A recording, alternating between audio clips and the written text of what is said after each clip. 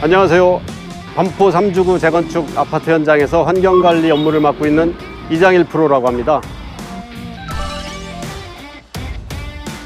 네, 우리 현장은 아파트 공사 초기로서 지금 토목공사가 한창 진행 중에 있습니다. 토목공사 중에는 여러 가지 챙겨야 할 환경관리 사항이 있지만 그 중에서도 비산먼지 관리가 가장 중요하다고 생각합니다.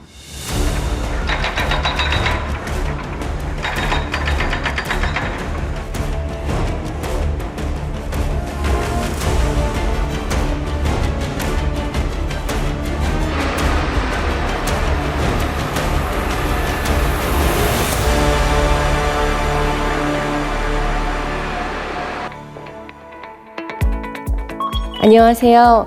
배우 박진입니다. 저는 건설 현장에서의 환경 관리는 모두를 지키는 일이라고 생각하는데요. 매일 일하는 현장에서 발생되는 비산먼지들이 현장 주변의 대기질을 악화시킬 뿐만 아니라 나와 내 동료, 그리고 현장 인근의 이웃에게 피해를 끼칠 수 있습니다. 우리는 나와 내 동료, 그리고 우리의 이웃에게 먼지로 인한 피해를 주지 않도록 현장에서 어떤 노력들을 할 수 있을까요? 토목공사가 한창인 현장입니다. 유독 먼지가 많이 날리고 있는데요. 이럴 때 중요한 것이 바로 방진 덮개입니다. 방진 덮개는 토사가 바람에 날리지 않도록 덮는 역할이기 때문에 손상되지 않게 견고히 고정을 해야 합니다.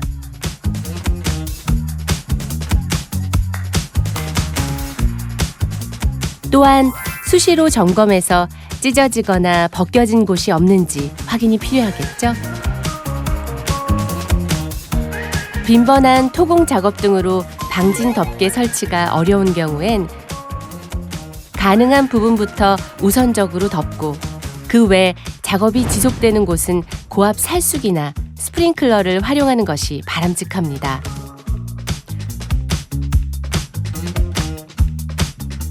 또 다른 주의사항은 어떤 게 있을까요?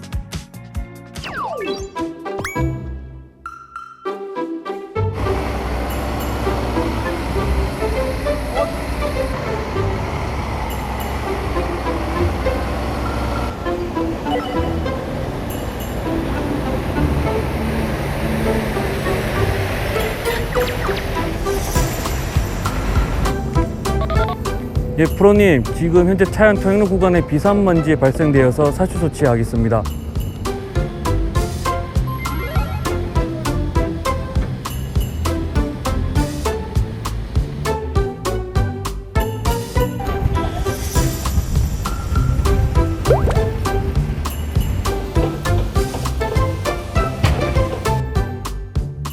그렇다면 왜 먼지 발생 시 살수를 해야 할까요? 그 이유를 들어보겠습니다.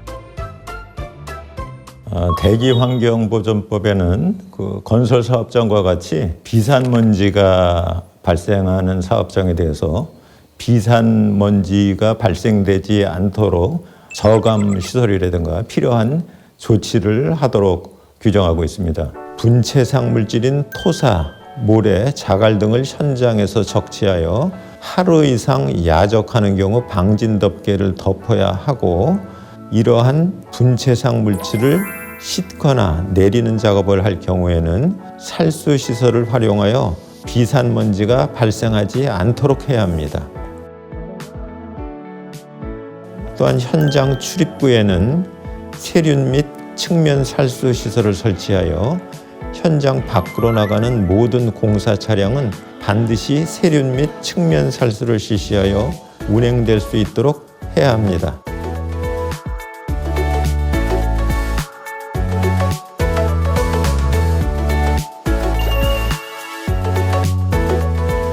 살수 시설은 고전적인 방법이긴 하지만 아주 효과적인 방법입니다.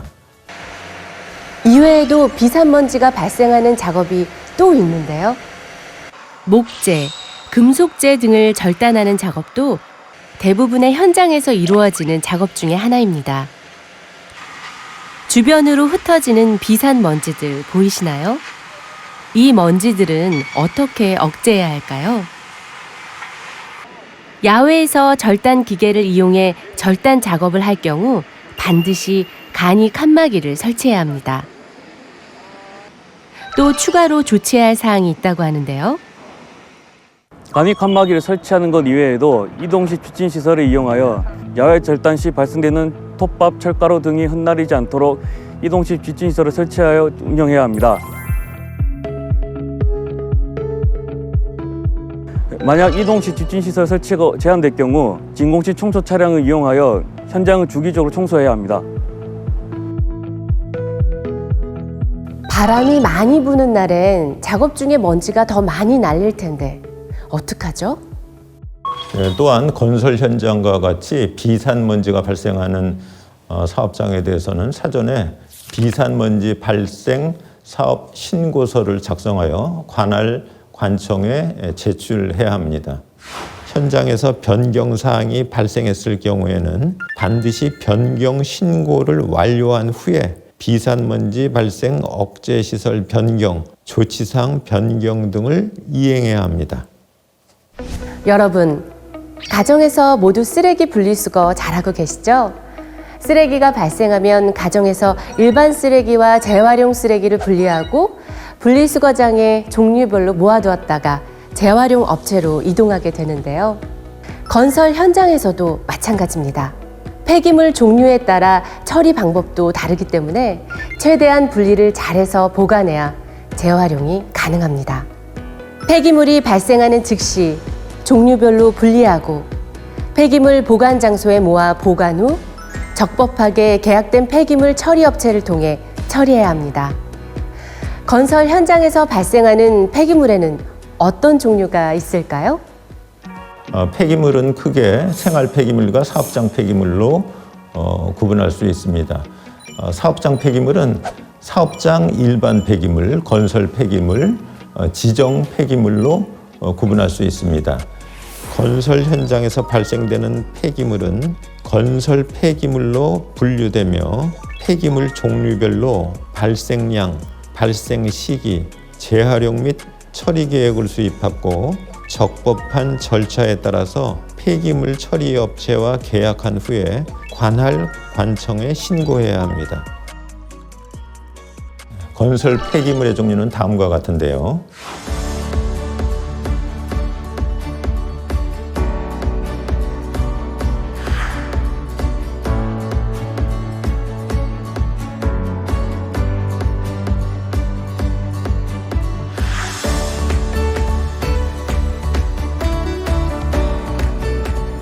건설 현장에서 발생되는 건설 폐기물은 종류별, 처리 방법별로 최대한 분리 선별하여 보관 장소에 보관해야 합니다.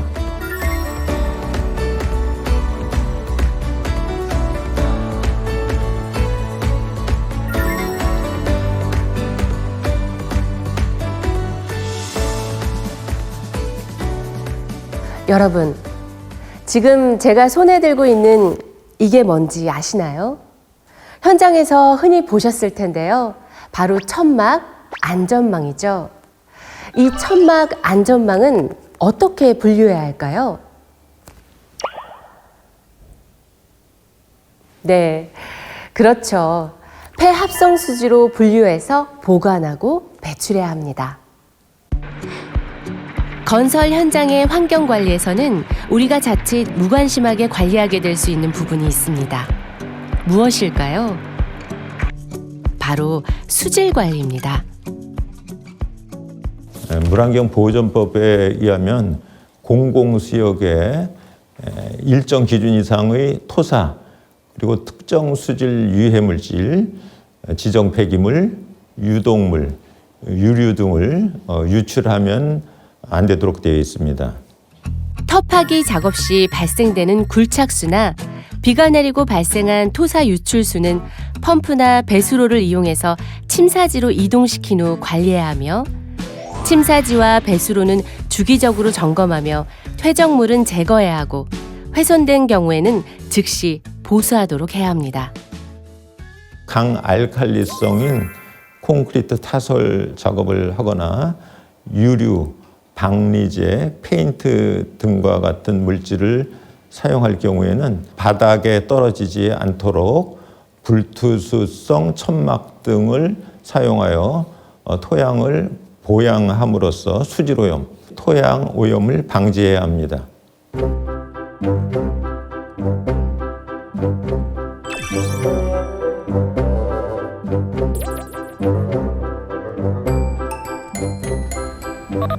장책임님, 에어방음벽 작동시켜 주세요.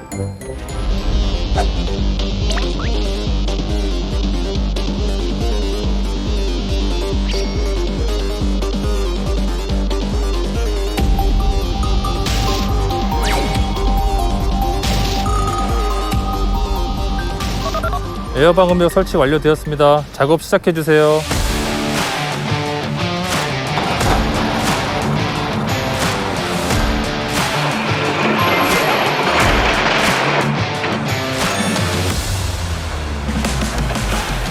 건설 장비로 작업을 하게 되면 소음이 많이 발생합니다. 소음 규제 기준을 충족시켜야 되는 것도 중요하지만 인근에 사시는 주민들의 불편도 감소시키고자 이렇게 에어 방음벽을 설치해서 소음 발생 저감을 위하여 최대한 노력하고 있습니다. 건설 현장에서 소음이 발생하는 장치, 기계 종류는 무엇이며 소음 관리 기준, 소음 관리 방법 등에는 어떤 것들이 있을까요?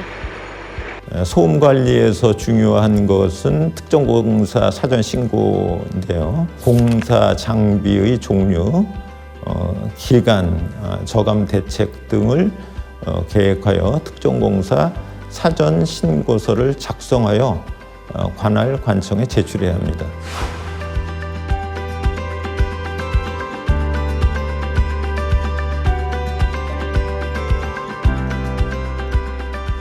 건설 현장 경계 300m 이내에 주거, 상가 시설이 있는 경우에는 부지 경계에 고정식 방음 시설을 설치해야 합니다. 세상에 당연한 노력은 없습니다. 여러분들이 지나치지 않고 실천하신 하나하나의 행동들이 법을 지키고 나와 내 동료, 우리 주변의 민원인을 배려하는 마음으로 이어지고 나아가 우리의 공사 수행을 원활하게 진행할 수 있는 기초가 된다는 점 반드시 기억해 주세요.